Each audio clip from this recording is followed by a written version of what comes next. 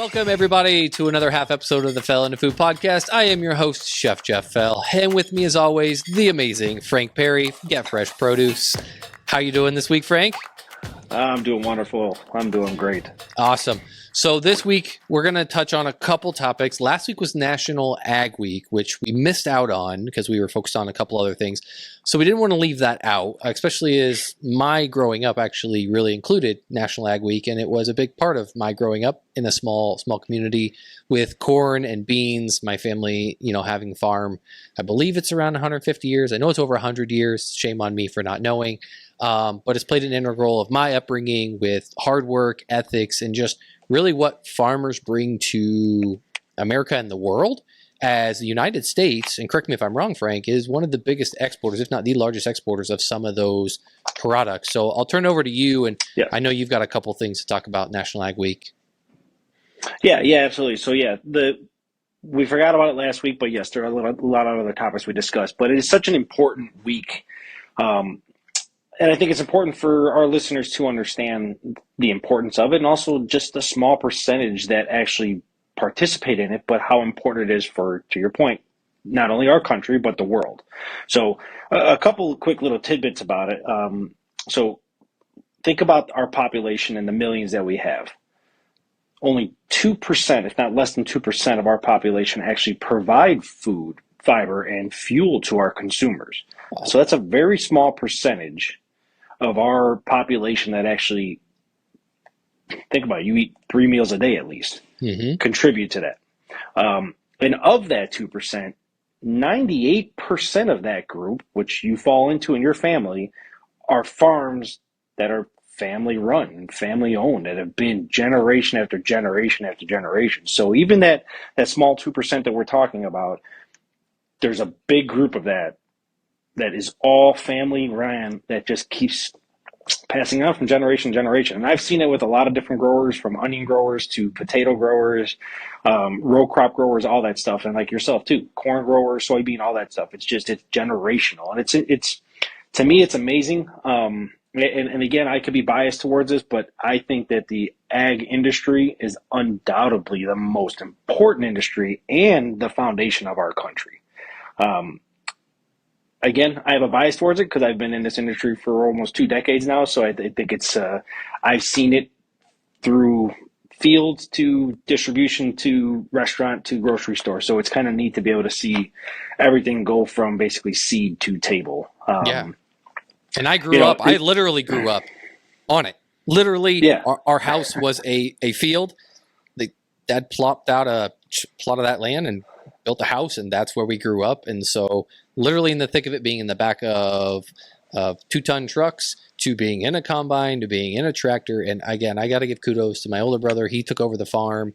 I don't have it in me to do it. I ended up in food. Maybe that's probably why to some degree, but I couldn't. It's tough work, right? Getting out there, things break. You got to fix it yourself. A lot of times there isn't a mechanic, to just take it to that's going to fix it. In some instances, yes, but they're pretty self-reliant in that aspect. So again, it's a labor of love, I think. And like you said, the generational thing, it's getting tougher, with some of the newer generations. Yeah. Again, the biasness that I have, but I feel like it's the ag world is the backbone of our nation. It really is. You think about all of the immigrants that came over a long time ago. They kind of really started it. They started to grow all these fields. And I've heard so many stories going out to the Salinas area and understanding that they came into New York and just kind of segued all the way to the West Coast and started to farm. And it just kept growing and growing.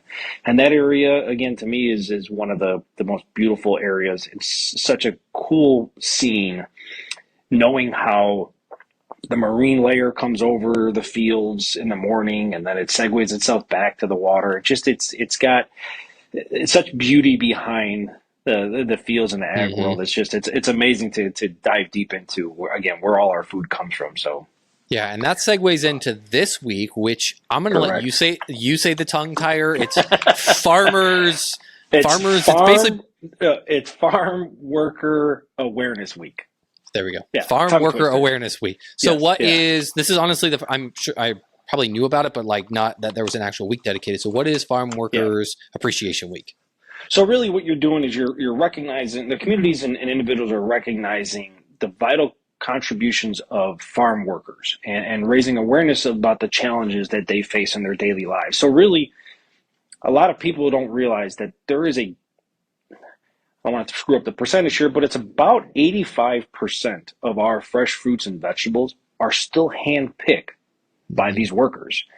So most people understand that strawberries are picked by hand. There are machines that are coming around now to do that, but it's, again, think about that. That's a big percentage. 85% of our fruits and vegetables are still picked by hand. So, well, who's doing it? Because there's a lot of boots on the ground.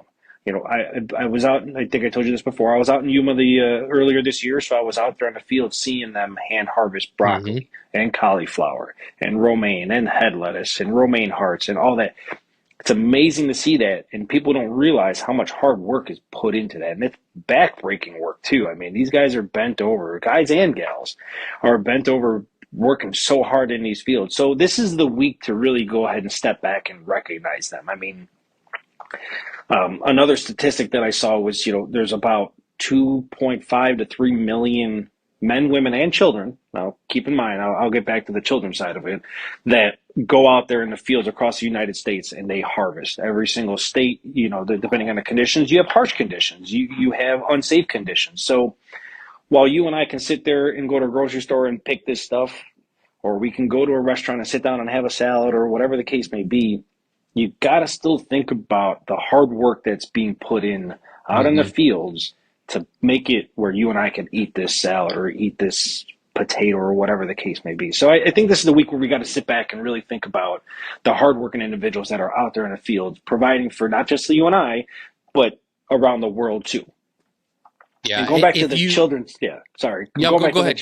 Going back to the children's side of it, it's not like they're out there with like 10-year-olds and stuff. But I was out in Idaho a handful of years ago, and because they don't have the labor out there, they actually take a portion of the first couple of weeks of school season and start to bring kids from high school out into the fields to help with the actual harvesting of potatoes and onions.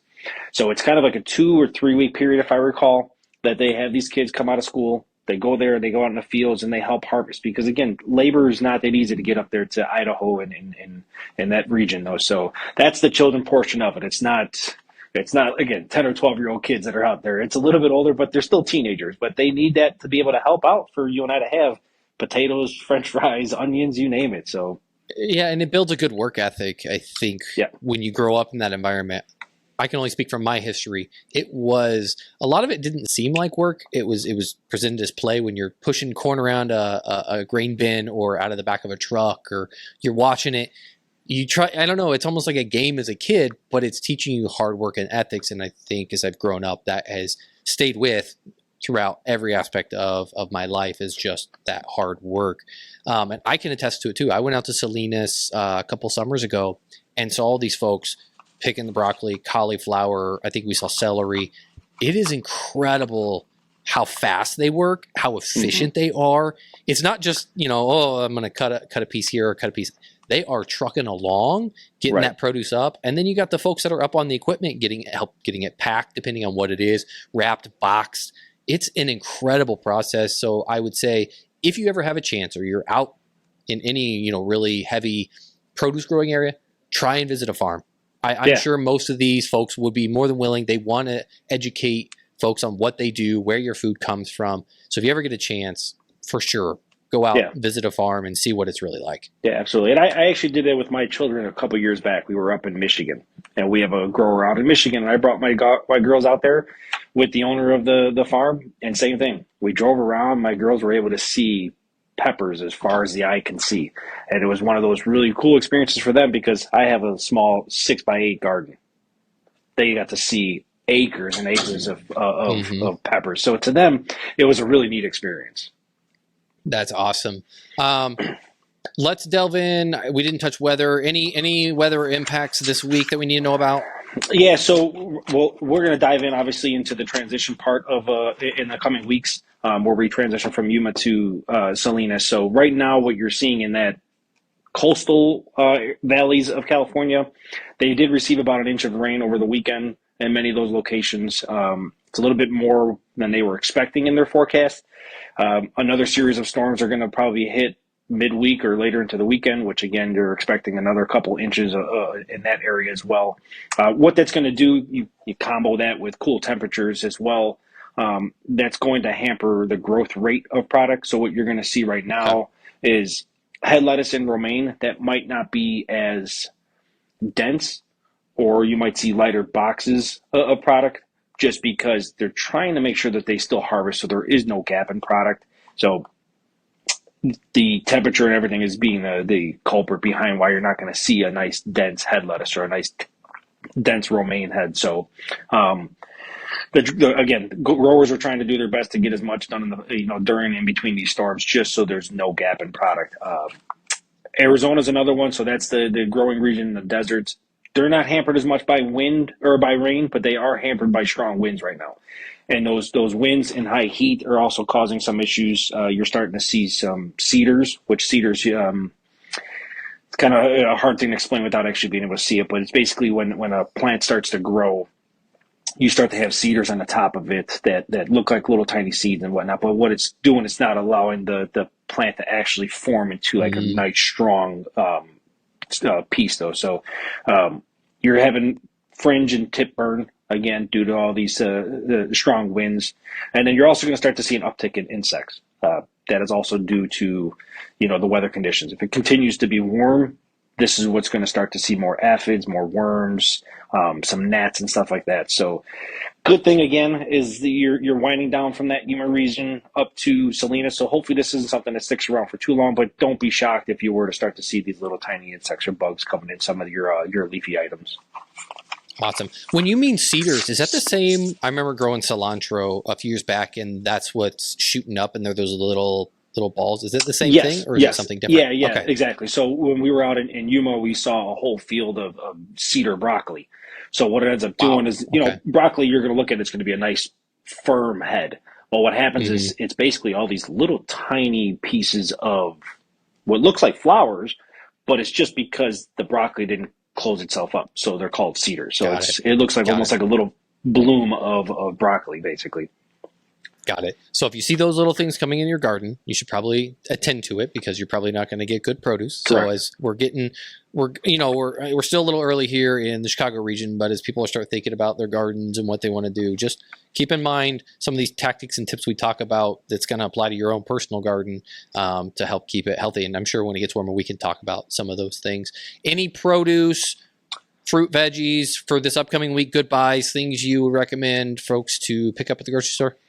No, yeah, I mean, I think we're good across the board on a lot of stuff. Like I said, I don't think you're going to have anything that you're going to see per se this weekend, as you might start to now see those issues that I discussed when it comes to head lettuce and romaine. Maybe like next week, you might start to go to the grocery store and you grab a head of lettuce and it might feel very light. You might grab a romaine heart that might feel light. So it's probably something you might see in the next week or so. Awesome. Love it. That's all we got for this week. Thank you, Frank. Thanks to all of our farmers, all of our boots on the ground. Much appreciated. Until next week, we'll catch you on the sunny side. Take care, everyone.